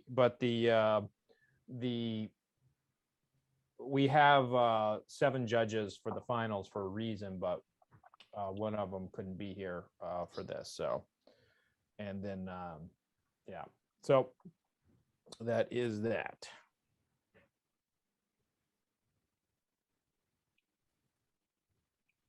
Okay.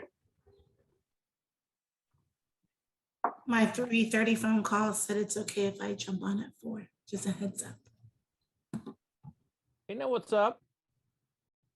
They know what I'm doing. I'm working so hard.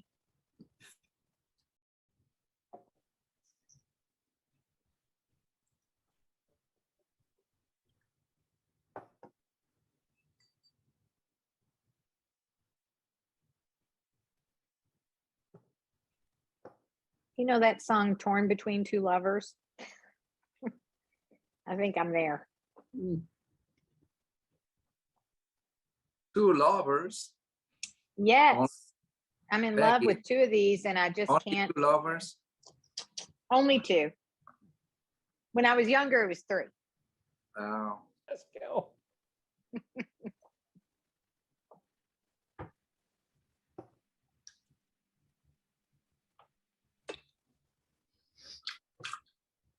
This is really hard. Whew.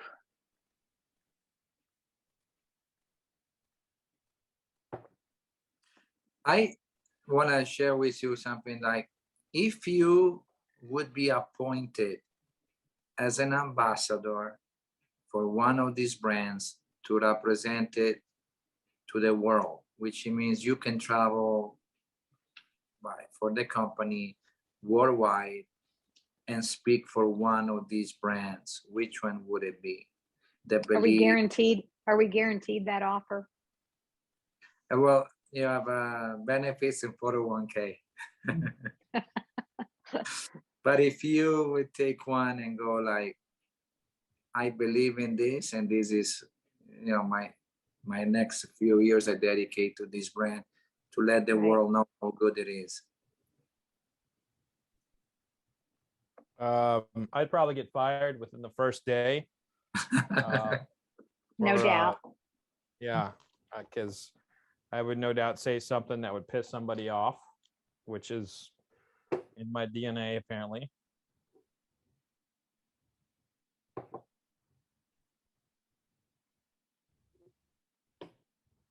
All right, I got my top 3, but I gotta rank them now.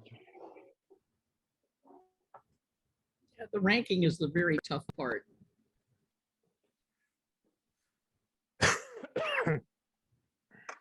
Yeah. Darn it.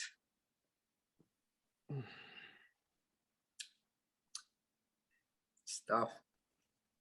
I want to take a picture of this. Which child will you send to college? Right. I mean, which child is going to join the military to pay for their school and learn how to take care of themselves in the long haul? I was gonna say, which child has the most earning potential?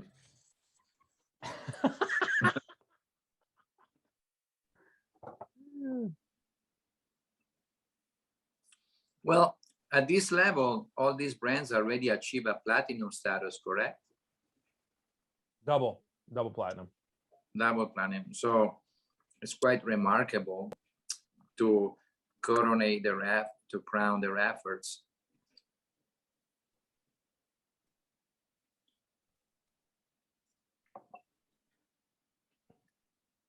Fuck. All right. Maybe this will be. Let's do this. Let's just talk about our top three, not giving our ranking, because I feel like this is I feel like this is therapeutic for us, that we probably need to, like, talk about which ones we really love, and it might help us, make a decision. I know where I'm going.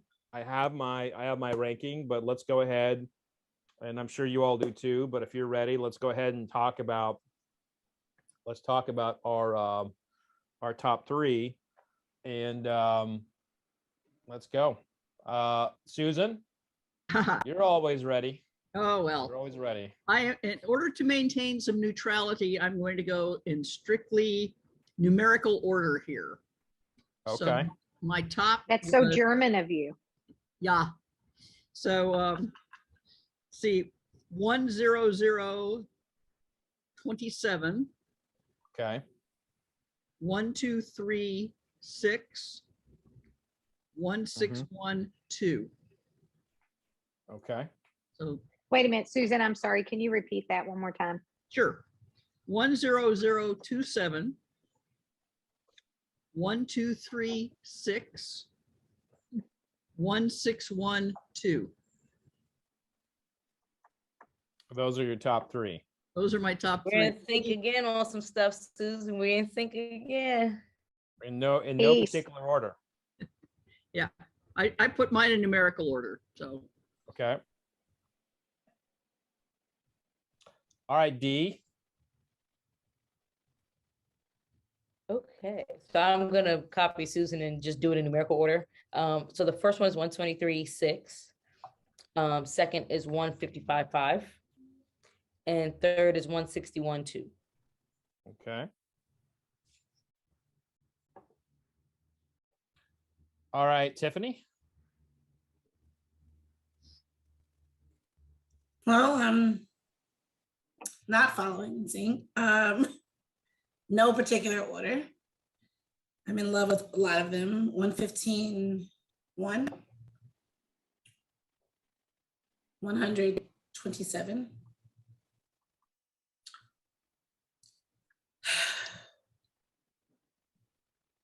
I'm having a really hard time between 119.6 and 161.2. When Francisco said, who would you like to travel the world and speak on and just love? 119.6 spoke to my heart when he said that. I was like, I'd work for these guys in a heartbeat. But 161 is something I think I've never had before. And it's very exciting. And it just has a lot of fun things that I enjoy. So final answer, 119.6. Okay. I'll jump in. My finalists are 127, the Bourbon, 111.3, the American whiskey, and then 119.6. And the one I'm probably going to go with is the one that pushed me. It was Francesco's question as well. Which one would you want to represent? Knowing that full well I would be fired within the day. Well, of course, 2, but a week maybe at most. But I'm sorry, Fred. What was Which one is it? What was well, your I didn't say which one led me to that. That's my favorite. Is the one. Which one? Well, I haven't said my favorite yet, but my top three. I give them my top three, and then we'll all mention our favorites here in a bit. Okay. But my 120, 127, 111.3, and 119.6 Great. are my front runners. Peggy. Okay, front runners. 127, 113.11. And then I got to tell you, I am neck and neck between 123.6 and 119.6. Come on, 119.6. Bum, bum, bum, bum. Come on over to the crowd of 119.6. I can lean. I mean, think about it. Think about our genre, Peggy. Wheat whiskey is a category that gets screwed up often. It does. And it also gets a bad rap at many times for being too light. And if you think about it, if people started making wheat whiskey like 119.6, that could change American whiskey. That could change American I agree. whiskey. And you remember my comment, torn between two lovers. Yeah. There you have it. All right, we got D back. So now I think it is as simple as, let's taste one more time. We've got our three. Well, you didn't get my score. Yeah, you didn't get Francesco's score. Oh, I don't want his. Okay, Francesco, your turn. I was kidding. I didn't want yours, Francesco. I was kidding. 100-27. It's a beautiful classic representation of the finest American bourbon. I would say 113.11 because I like to promote the cause of single malts, of American single malt, and reward their efforts. I do enjoy 161.2, but such a unique palate experience is 119-6. So I was. Was which one? 119.6? Yes. So I would say 100-27, 113-11, 119-6. I think 155-5. It's in my art already, and Scotch whiskey is incredible. But if we're promoting or trying to, share the lead on other styles, I think those are my three options. But the Isla Malt is fantastic, but the bourbon is 2 thumbs up. So Carissa, it sounds like we have 127 and 119.6 as a finalist for 4 of the judges. Is that correct? For each of the judges? Yes, you are correct. Actually, 5. Just 5? Yes. So is it safe to say that we can make it a simple runoff between 127 and 119.6? Yes, sir. Let's do it. Okay. So we'll do that. So we don't even have to do the scoring system then. Doing it this way. I only have you should have 2 bottles. There were 2 bottles each sent. We foresaw this moment, Francesco. Yes, He's a heavy sipper. All right, got it. I got the full one. All right. Oh boy. And 119-6, correct? Yeah, 119-6 and 100-27. I mean, this is a interesting finale. Yeah. How it's all culminated to this. Yeah, I would not have guessed it. I would not have guessed it. Coming into this, my thought was the Rye was going to be the winner. Mm-hmm. Maybe the Hands Australian. down. But Yeah. then when I went back through, the bourbon really popped to me. Yeah. But the wheat whiskey is like, it's kind of like, it feels like a running back that you haven't seen play before. You know what I mean? It's like there's Yeah. not a Right. there's 100%. not a there's not a code to this creation. It's unique. And to you the- know, Fred, now that this is sitting here and it's opened up a bit, is anybody getting huge tobacco notes from both of them? Yeah? Tiffany, you're getting that? Big tobacco notes. I'm smitten by this. I'm smitten. It's beautiful. Yeah, It's a bullet in the chamber. It's a More sneak like- attack. Park Lane number 7 tobacco, the one that you have to shred to put in the pipe. I used to smoke it. That's why I know. Ah, no wonder. That's very precise. I love that. No, because it comes in strips, like looks like cork, and they are 1 inch wide and about 3 inches long. And then you have to shred it, and it's called Park Lane number 7, and you put in the pipe, and it's all ceremonial. But it's an incredible flavor, aroma profile. That's Beautiful, beautiful tobacco on both of them. That's what I'm intrigued with.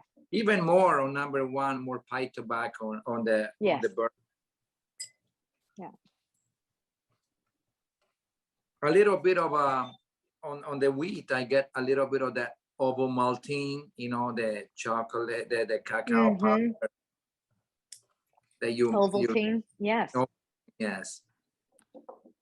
Interesting, because that was the one early on that we said was chocolate croissant. Yeah, I get that Ovaltine baking. Yes, chocolate. I'm getting some fruit out of the wheat whiskey now too. Definitely. Dark fruit. Yeah. Dark fruit. Dark, but maybe dates. Yes.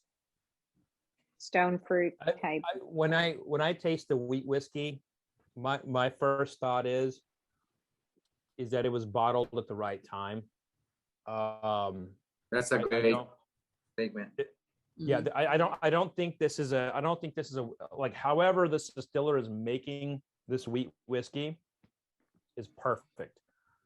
I would not change a thing. I wouldn't change the age range. I wouldn't change the barrels. I wouldn't change the location of stuff. It was, in the word, sublime.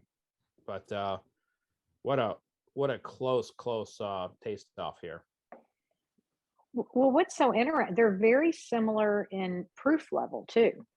I have to say, when I'm really torn, I always look at the proof, and I think when they come out with such a super smooth, luxurious, plush-like flavor, and they're that high a proof, that's talent. Yeah. And these are both neck and neck on proof. Yeah. I mean, we started with molasses, then we end up in pipe tobacco and blackberries. Yes. And dates. So. Well, I will add some chocolate to the wheat whiskey, and I will add some like a really prominent creme brulee to the bourbon as the most prominent notes. And I think I know where the vote's going to go, but it is time for us to vote. Any last words before we take the vote of the final taste off?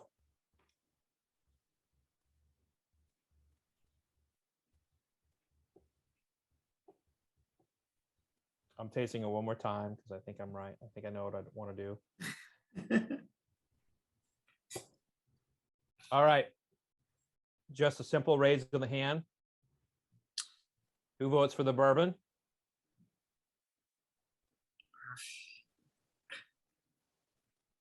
Who votes for the wheat whiskey?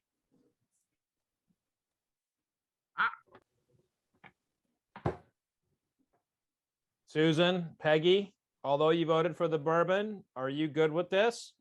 Honey, it was my number 2. How could I not be? Yeah. It was very, Susan, very, very close. It was honestly, they were so neck and neck. It was scary, like shred thin difference. Yeah. So I'm happy either way. It's like we had twins. Mm-hmm. I would say this is also historic. I can't think of a major competition a wheat whiskey has won best whiskey, but this is huge. This is huge. Really, really huge. Wheat whiskey huge. gets such a bad rap. It and does. I agree. And that's why I I don't was think I've- kind of rooting for it. I just don't, again, that's how, me too. I mean, Peggy, I thought like, I have not tasted a wheat whiskey this beautiful ever. I can never have. Again, it gets a bad rap. There's just Yeah. not much love there. And they blew it out of the park. Look at what he competed with. Whoever agree. did this. I agree. mean, I'm just I'm smitten. I'm impressed. Taco Tuesday will never be the same. I don't. So when do we get the reveal? Carissa, can you come on and give us the reveal? Yes, God. please. Put us Why am out of I our misery. nervous? Out of our Let's misery. start with the category winners and just kind of go down. Save the best whiskey for last. All right. So our best bourbon whiskey, 100_27, was the Bullet Barrel Strength. Wow. Wow. Wow. 127. Yes, sir. Wow. Never thought. Interesting. Yeah. What? I'm sorry. I'd have that in my guest list. I'm muting for a second. Delicious. Wow. Woohoo. Okay, Bullet. All right. The best rye whiskey, 123_6, was Smooth Ambler Contradiction Rye. Ah. Also a shocker. That's yeah. I mean, Atlanta. good for you all, West Virginia. That's a good one. Yeah, West Virginia, Smooth Ambler. The best American whiskey, 111_3, was Old Carter Whiskey Company. Oh, That's great. less Which one? surprising. That makes sense. Old? Yeah, that one makes way more sense. What? Sorry, what was it? Old Carter. Okay. Congratulations, Sherry.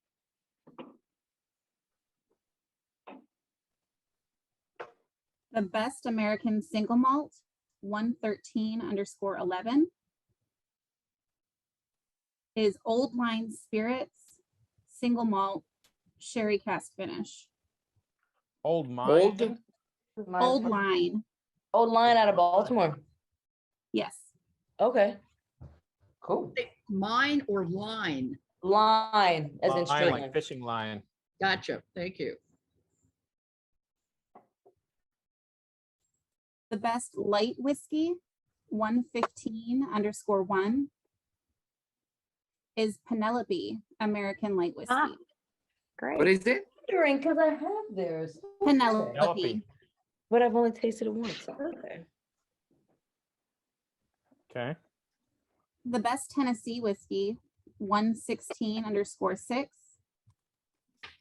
is Jack Daniel's 10-year-old. Doesn't surprise me. Okay. Wow. The banana gave it away. The I mean, banana we does it all every kinda time, knew. Susan. We knew, I think we knew. We all kind of knew that was Right. Jack. Yeah. The best Scotch whiskey, 155_5, is Ardbeg Trey Bond, 19-year-old, Of batch number. course. Okay. Good old Ardbeg. Love it. Okay. The best world whiskey, 161_2, is Archie Rose Distilling Company single malt whiskey. Archie Rose. Yep. You did a great job. Congratulations, Archie. Yeah, great job. Yeah. Now to best wheat whiskey and best in show whiskey. Who Who? did Big I miss the shocker. rye? Did I miss the rye? Yeah, That that was was Smooth Ambler, right? Yeah, Yeah, Smooth Smooth Ambler. Ambler. Okay, Contradiction. sorry. I did. Sorry. All right. So Okay. best wheat whiskey and our whiskey of the year, 119_6, is Journeyman Distillery Corsets, Whips, and Whiskey. Which distill? Oh, Up the name. Journeyman, they're a small distillery out of Michigan. Michigan.